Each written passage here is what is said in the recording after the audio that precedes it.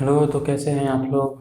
अभी तक हम लोग जो है पढ़ रहे हैं समसूत्री विभाजन के बारे में, और वो हम लोग पिछले वीडियो में ख़त्म कर चुके हैं। आज लास्ट वीडियो होगा कोशिका चक्र एवं विभाजन चैप्टर का, जहाँ पर हम लोग ख़त्म करेंगे अर्धसूत्री विभाजन, मतलब कि मियोसिस डिवीजन कैसे होता है। जैसे हम लोग पहले वीडियोज में देख चुके हैं कि कोशिका विभाजन दो प्रकार का होता है, समसूत्री विभाजन होता है और अर्धसूत्री विभाजन होता है। हम लोग देखे हुए थे उन वीडियोज में कि जो समसूत्री विभाजन है उसमें एक कोशिका से दो कोशिका उत्पन्न होता है और उसमें जो गुणसूत्रों की संख्या है वो समान रहती है, जबकि जो अर्धसूत्री विभाजन है उसमें एक कोशिका से चार कोशिकाएं उत्पन्न होती हैं और उसमें जो गुणसूत्रों की संख्या है वो आधी हो जाती है। तो अभी हम लोग उसी में आगे देखेंगे और आगे हम लोग ये जानेंगे कि जो अर्धसूत्री विभाजन है वो होता कैसे है। तो जैसे हम पहले ही बता चुके हैं कि अर्धसूत्री विभाजन दो चरणों में होता है, जो कि अर्धसूत्री 1 और अर्धसूत्री 2 कहा जाता है। मियोसिस 1 कहा जाता है और मियोसिस 2 कहा जाता है। तो मियोसिस 1 और मियोसिस 2 में क्या क्या होता है वही हम लोग अभी देखेंगे। अगर आप पिछला वीडियो नहीं देखे हैं तो बेहतर होगा कि वीडियो पिछला में देख लीजिए। 1 2 3 4 पार्ट मेरे ख्याल से हुआ है अभी तक, उसको देख लीजिए, फिर ये वीडियो देखिए, ज़्यादा अच्छे से समझ में आएगा। अन्यथा अगर देख लिए हैं तो बहुत बढ़िया, कंटिन्यू कीजिए, पूरी बात आपको अच्छे से समझ में आएंगे। तो चलिए शुरू करते हैं अर्धसूत्री विभाजन, मियोसिस डिवीजन।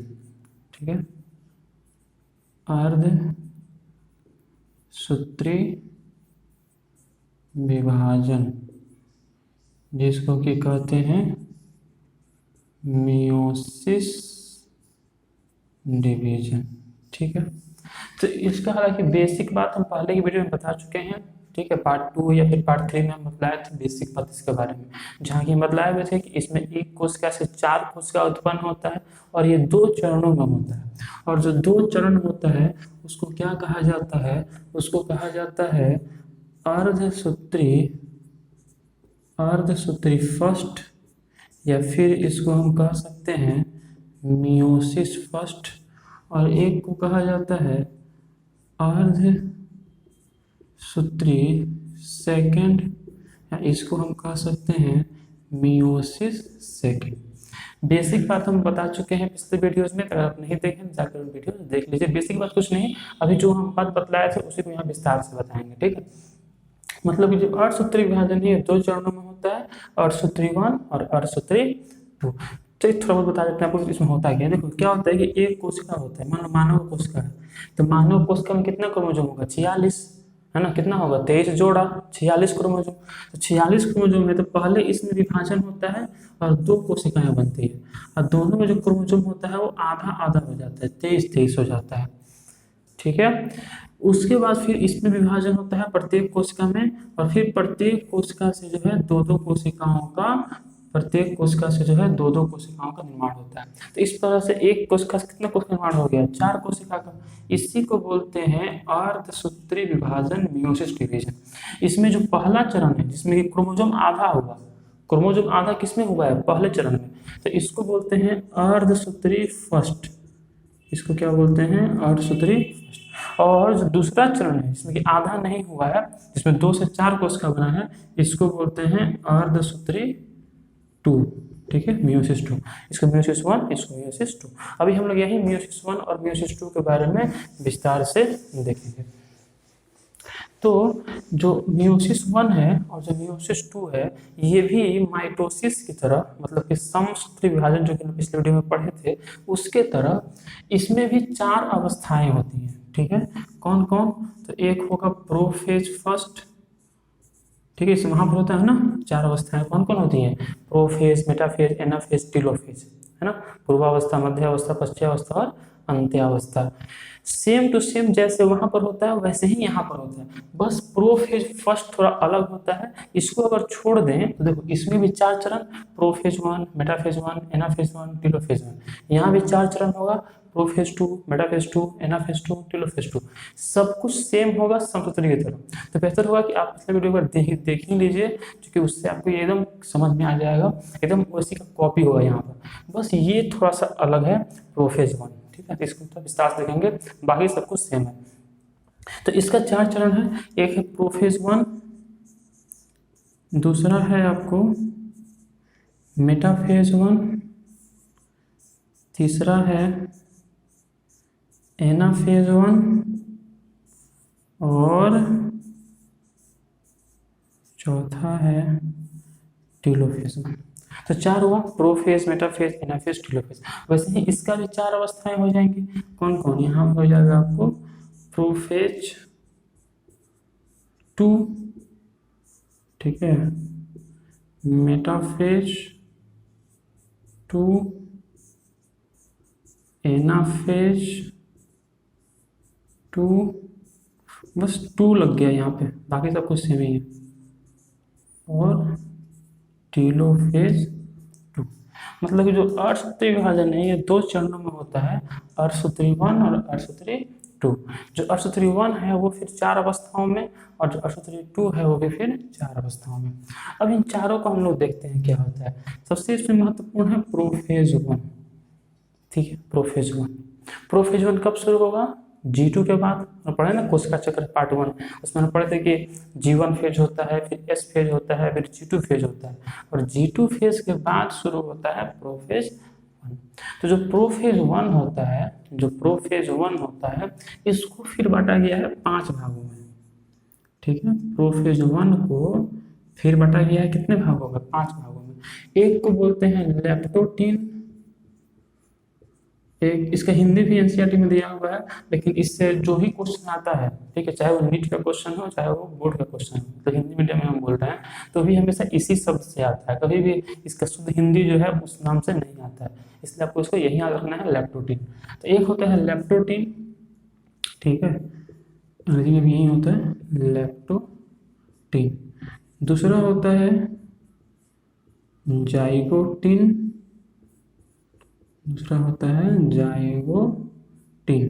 तीसरा होता है पैकिटीन, तीसरा होता है पैकिटीन। चौथा होता है डिप्लोटीन, डिप्लोटीन। और पांचवा होता है डायकाइनेसिस। पांचवा क्या होता है? डायकाइनेसिस। तो इन 5 अवस्थाओं में बांटा गया है प्रोफेज 1 को। तो बाकी सब कुछ सेम है, जिस तरह माइटोसिस में था उस तरह ही यहाँ पर होता है, लेकिन प्रोफेज 1 जो है ये थोड़ा सा बड़ा प्रक्रिया है संसूत्री की तुलना में, और इसको फिर 5 अवस्थाओं में बांटा गया है, leptotene, zygotene, pachytene, diplotene, diakinesis. अगर आप इसको याद रखना चाहते हैं तो हम कोड बता दे रहे हैं, सबको इसको याद रखने में आसानी रहेगा। जैसे मान लो किसी को बोला जाए कि जाके डूब के मर जाओ, किसी को बोला नहीं जाएगा ना, मान लो कोड के लिए हम बोल रहे हैं, किसी को हम बोले कि जाके डूब के मर जाओ, मतलब हम ये बोलेंगे, हम नहीं बोलेंगे। मान लो कोई मान लो ना है, किसी को बोले जाके डूब के मर जाओ, तो क्या बोलेंगे उसको? ले जा पानी। डूबना का इंग्लिश होता है डिप, DIP, डिप मतलब क्या होता है? डूबना। और मरना का इंग्लिश होता है डाई। तो ले जा पानी, डिप एंड डाई, उसको हम क्या बोलेंगे? उसको हम बोलेंगे कि ले जा पानी, मतलब पानी लेके जा, और डूब जा और मर जा।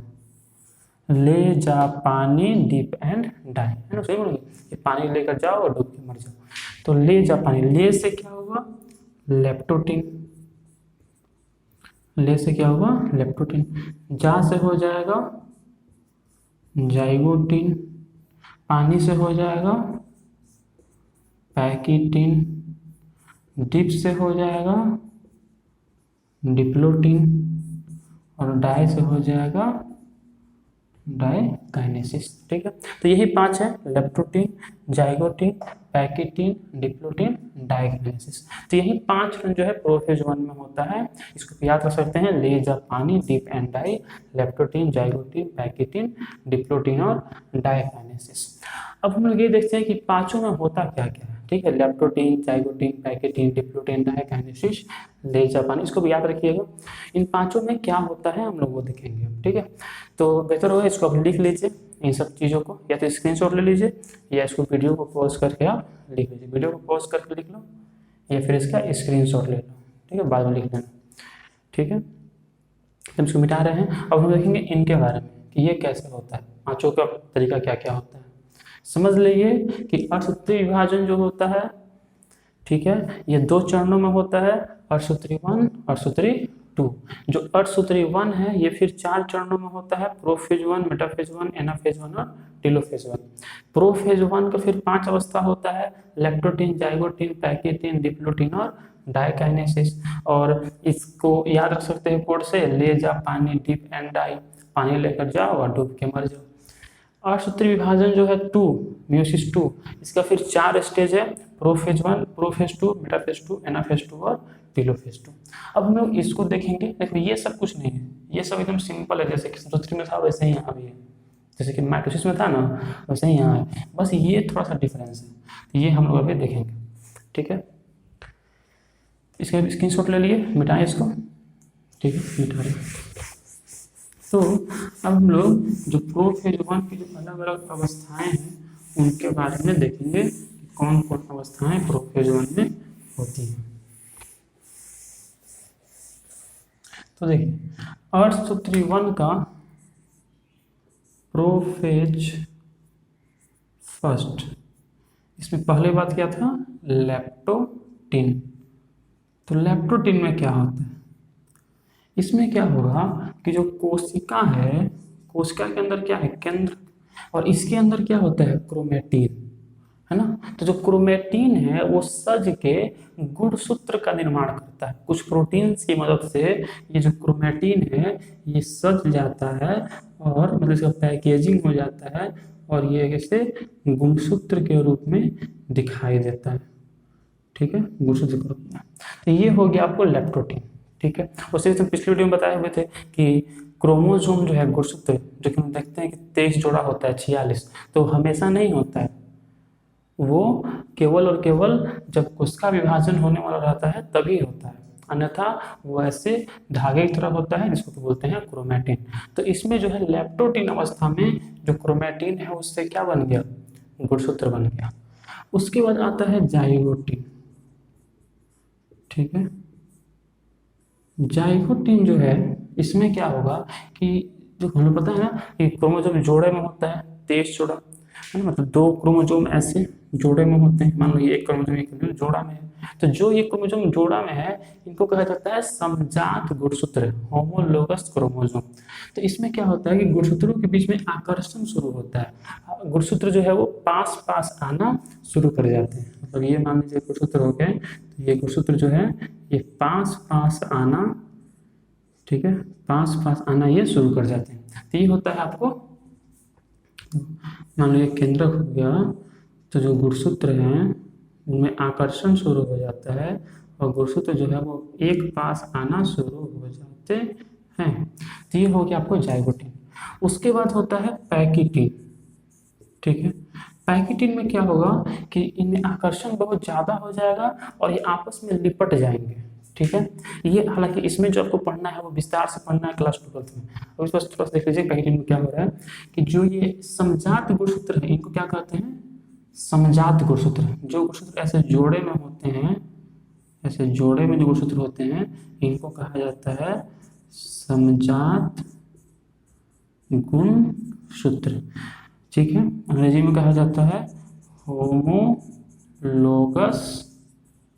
क्रोमोसोम। और ये जो समजात गुणसूत्र है ना, इसमें से एक आया होता है फादर से, मतलब पिता से, और एक आया होता है मदर से। ठीक है, एक आया होता है फादर से और एक आया होता है मदर से। थोड़ा सा और देख लीजिए, इसमें जो ये 2 क्रोमेटिन है, मतलब एक ही गुणसूत्र का जो ये 2 क्रोमेटिन है इनको कहा जाता है सिस्टर क्रोमेटिन। क्या कहा जाता है इनको, सिस्टर क्रोमेटिन।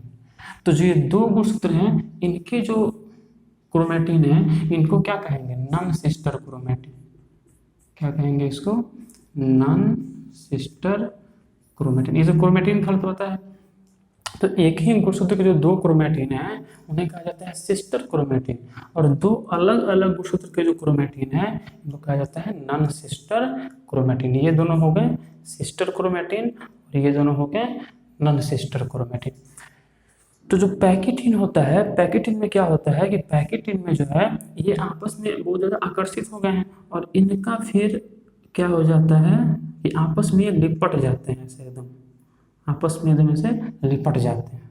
ठीक है। और लिपटने के बाद ये जो इनमें जो ये जुड़ने की प्रक्रिया है इसको बोलते हैं सिनेप्सिस। क्या बोलते हैं इसको? सिनेप्सिस।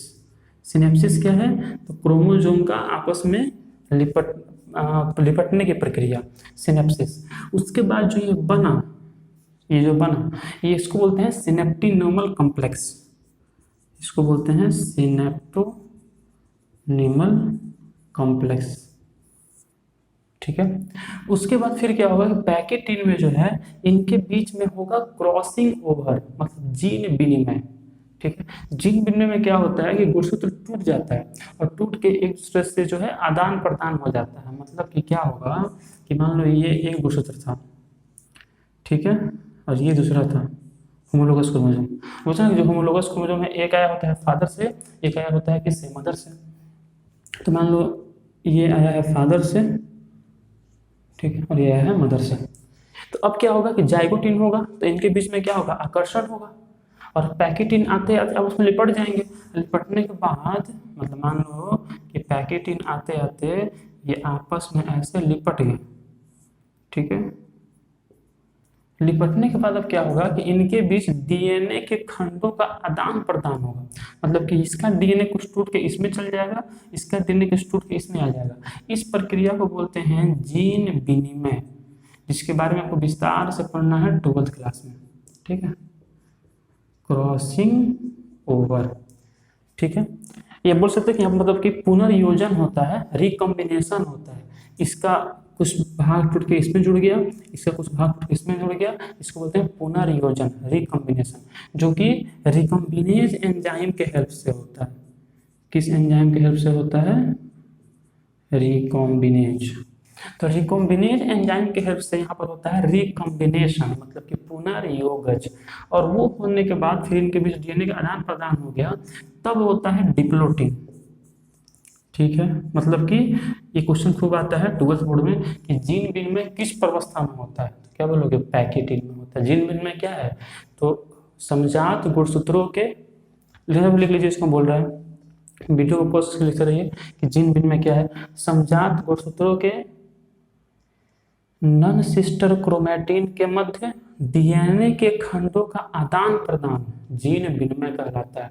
समजात गुणसूत्रों के नॉन सिस्टर क्रोमैटिन के मध्य डीएनए का खंडों का आदान प्रदान क्या कहलाता है? जीन विनिमय कहलाता है। उसके बाद फिर क्या आता है? डिप्लोटिन। डिप्लोटिन में क्या होता है कि अब जो लिपटा हुआ है ये धीरे धीरे छोड़ना शुरू करेगा और बस एक ही जगह पर जुड़ा रहेगा, तो किनारे पर ही केवल ये जुड़ा रहेगा, बाकी जगह से छोड़ देगा। और ये जो एक्स टाइप स्ट्रक्चर दिखता है, एक्स टाइप है ना, एक्स टाइप दिख रहा है ना, एक्स की तरह, इसको बोलते हैं काइजमाटा। क्या बोलते हैं इसको? इसको बोलते हैं काइजमाटा। ठीक है, तो डिप्लोटिन में क्या हो? डिप्लोटिन में जो है धीरे धीरे अब वो जो बंधन बना था टूटना शुरू हो गया और बस अब किनारे पर ही जुड़ा हुआ है, उसको बोलते हैं काइजमाटा। इसके बाद आता है फिर लास्ट स्टेज जो कि है डायकाइनेसिस।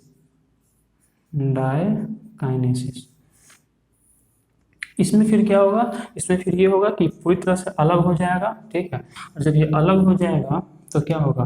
जैसे मान लो अगर इसको मान लें तो ये आपस में फिर आदान प्रदान हो गया ना, जीन विनिमय हो गया। तो जब ये अलग होगा तो ये देखो कुछ इस तरह से दिखेगा, इसका भाग कुछ इसमें चला गया है ना, इसका भाग, एक सेकेंड, ये जब अलग होगा तो ये जो है देखो यहाँ पर क्या हुआ? आदान प्रदान हुआ है।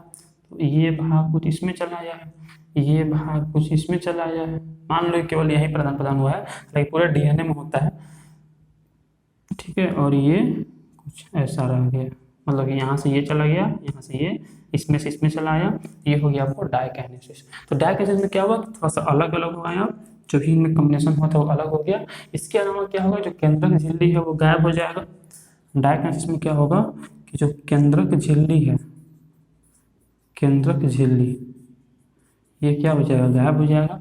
अंदर में जो भी चीज बना हुआ है, अंदर में मतलब कि जो भी अंतर्द्रव्य जालिका है या माइटोकॉन्ड्रिया है वो सब भी गायब हो जाएगा। तो इस तरह से डायकाइनेसिस भी खत्म हो जाएगा, मतलब प्रोफेज 1 खत्म हो गया। समझिए फिर से एक बार कि जो अर्धसूत्री विभाजन है वो दो चरणों में होता है, अर्धसूत्री 1 और अर्धसूत्री 2। जो अर्धसूत्री 1 है, ठीक है, उसमें क्या होता है, तो अर्धसूत्री 1 में, मेयोसिस 1 में 4 फेज है, प्रोफेज 1, मेटाफेज 1, एनाफेज 1, टेलोफेज 1। वैसे मेयोसिस 2 में भी 4 फेज है, प्रोफेज 2, मेटाफेज 2, एनाफेज 2, टेलोफेज 2। जो प्रोफेज 1 है उसमें कितनी अवस्थाएं होती हैं, 5। कौन कौन, लेप्टोटीन, जाइगोटीन, पैकिटीन, डिप्लोटीन और डायकाइनेसिस। तो लेप्टोटीन में हम लोग देखें इसमें क्या हो रहा है, लेप्टोटीन में जो है क्रोमेटिन क्रोमोसोम का निर्माण कर रहे हैं। जाइगोटीन में क्या हो रहा है, तो जाइगोटीन में जो समजात गुणसूत्र हैं उनमें आकर्षण शुरू हो रहा है। समजात गुणसूत्र कौन होते हैं, जो समान गुणसूत्र होते हैं, जिन पर समान प्रकार का जीन होता है। एक आया होता है फादर से, एक आया होता है मदर से। इनमें जो 2 क्रोमेटिन होते हैं उन्हें बोलते हैं सिस्टर क्रोमेटिन, और ये जो 2 क्रोमेटिन होगा इसको क्या बोलेंगे, नन सिस्टर। सिस्टर नहीं है, ये दोनों सिस्टर है, ये दोनों सिस्टर है, ये दोनों नॉन सिस्टर क्रोमेटिन है। उसके बाद फिर आया पैकिटिन। इन्हें बहुत ज़्यादा, इनमें फिर ये आपस में लिपट जाएंगे। लिपटने के पश्चात इनके बीच में क्या होगा, डीएनए के खंडों का आदान प्रदान होगा, जिसको कि बोलते हैं जीन विनिमय, जो कि रिकम्बिनेज एंजाइम की मदद से होता है। इसको ये होता है पैकिटिन में। फिर होगा डिप्लोटीन, धीरे धीरे अलग होना शुरू होंगे, और अलग होना शुरू केवल किनारे पर ही चिपके रहेंगे, उसको बोलेंगे काइजमाटा। फिर आएगा डायकाइनेसिस, जहाँ पर कि ये पूजा से अलग हो गए हैं, केंद्र झिल्ली गायब हो गया है, कोशिकांग भी, जो कोशिकांग थे वो भी अब गायब हो गया है। और इसके अलावा फिर क्या होगा कि जो सेंट्रियोल था वो चल जाएगा। अभी यहाँ सब सेम हो जाएगा, यहाँ से जैसे हुआ था माइटोसिस वैसे ही अब यहाँ से होगा, ठीक है। मतलब यहाँ से फिर क्या होगा, देखो केंद्र झिल्ली गायब हो गया। इसके अलावा क्या होगा कि जो सेंट्रियोल है वो चला गया विपरीत ध्रुव पर, ठीक है।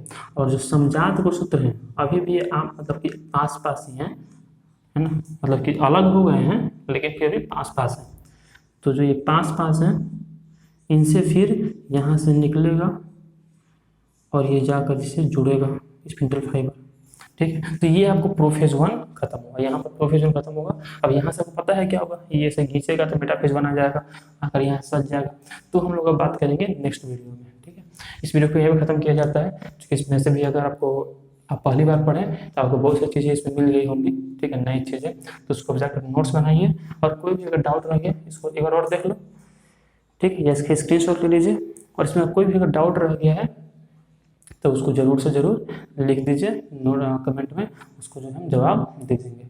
कोई भी अगर दिक्कत इसमें रह गया, कोई चीज़ समझ नहीं आया, और अगर कोई चीज़ ज़्यादा दिक्कत हो रहा है वीडियो थोड़ा 1 बार 2 बार 3 बार देखिए, अच्छे से समझ में आपको आ जाएगा, ठीक है। और अगर फिर भी कोई डाउट रह जाता है तो कमेंट में लिख दीजिए, उसको हम जवाब दे देंगे। और किसी भी टॉपिक पर अगर वीडियो चाहिए तो कमेंट में लिखिए, उसका हम वीडियो जल्द से जल्द बनाने का प्रयास करेंगे। पढ़ाई करते रहो। और 2 बात, पहली बात कोई भी डाउट रह गया तो कमेंट में लिख देना है। दूसरी बात, किसी भी टॉपिक वीडियो चाहिए तो उसको आपको कमेंट करना है। वीडियो खत्म करते हैं, पढ़ाई करते रहिए। अगले वीडियो में शायद चैप्टर खत्म हो जाएगा, शायद नहीं खत्म हो जाएगा। अगले वीडियो में आप कुछ नहीं बचा है, ये हो गया तो बाकी सब समसूत्र की तरह ही होगा। तो देखना अगले वीडियो में, तो पढ़ाई करते रहो। धन्यवाद।